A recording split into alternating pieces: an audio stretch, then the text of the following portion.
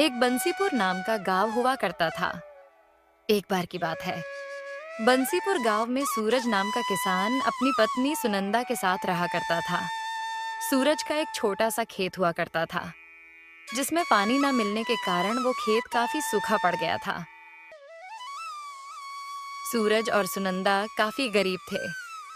कभी कभार तो सुनंदा और सूरज को भूखा ही सो जाना पड़ता था। जी, न जाने हमने क्या पाप किया है जो हमें इतनी गरीबी सहनी पड़ रही है। काफी समय हो गया है खेत में, पर एक अनाज का दाना तक नहीं उगा और ना ही अब हम कुछ अनाज बेचकर पैसे कमा रहे हैं। अगर ऐसा ही चलता रहा तो एक दिन हमारी गरीबी के कारण ही मौत हो जाएगी। भाग्यवान, ऐसा मत कहो। ऐसा नहीं कहते। अब हम भी क्या कर सकते हैं भाग्यवान। अब तो सिर्फ बारिश का इंतजार है। तुम चिंता मत करो। भगवान के घर देर है, अंधेर नहीं। देखना भाग्यवान, एक दिन भगवान हमारी भी जरूर सुनेंगे। एक दिन हमारी भी गरीबी जरूर दूर होगी। चलो, मैं खेत में जा रहा हूं। शाम तक वापस लौट आऊंगा। सूरज खेत की ओर चला जाता है। सूरज के पास 2 बेल थीं। सूरज को दोनों बेल अपनी जान से भी ज्यादा प्यारी थीं, जिसे वो बिल्कुल काम नहीं करवाता था। सूरज काफी गरीब था, पर वो काफी दयालु था और अच्छे कर्म करने की सोच रखता था। ऐसे ही शाम हो जाती है। सूरज अपने घर की ओर लौट जाता है। भाग्यवान, ओ भाग्यवान, जरा सुनती हो?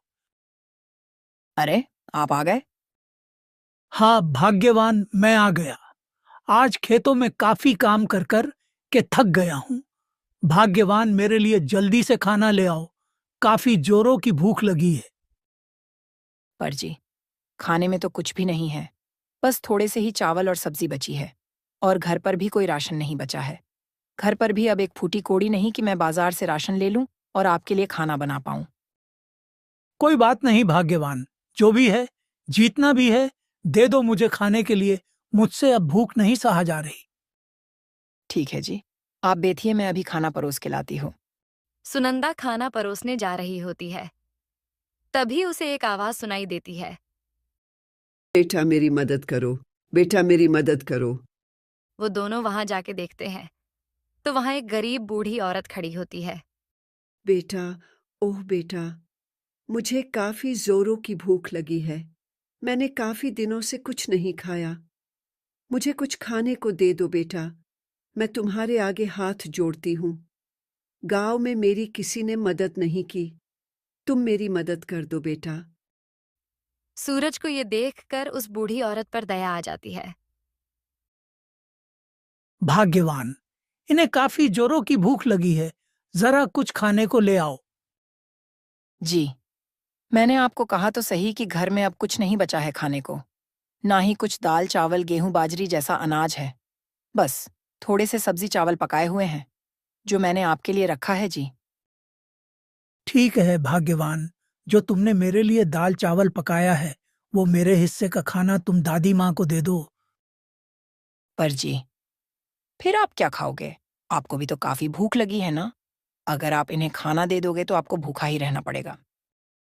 भाग्यवान, मैंने तो कल खाना खाया था, पर पता नहीं दादी माँ कितने दिनों से भूखी है। मैं आज के दिन भूख सह लूंगा। तुम इन्हें वो खाना दे दो। ठीक है जी, जैसा आप कहो। सुनंदा वो खाना बूढ़ी औरत को दे देती है। धन्यवाद बेटा, बहुत बहुत धन्यवाद तुम्हारा।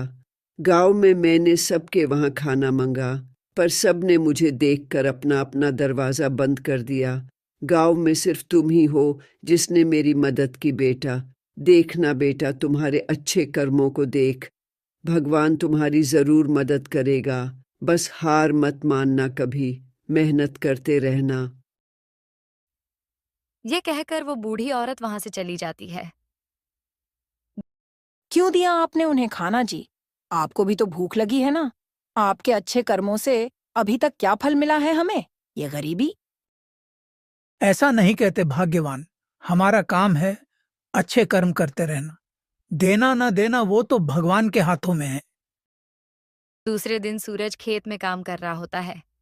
तभी उसे कुल्हाड़ी पैर में लग जाती है। और काफी गहरी चोट लग जाती है।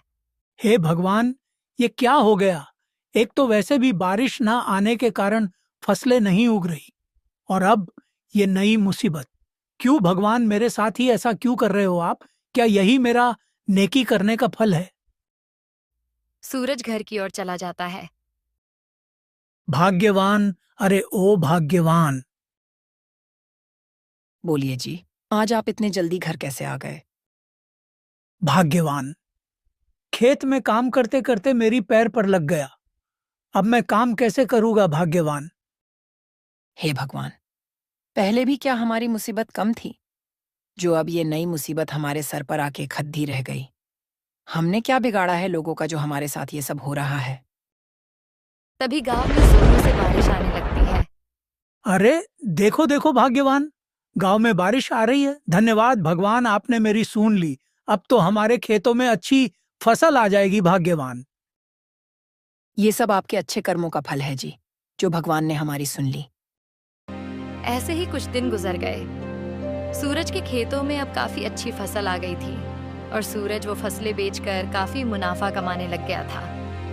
अब तो सूरज की आर्थिक स्थिति भी काफी अच्छी हो गई थी।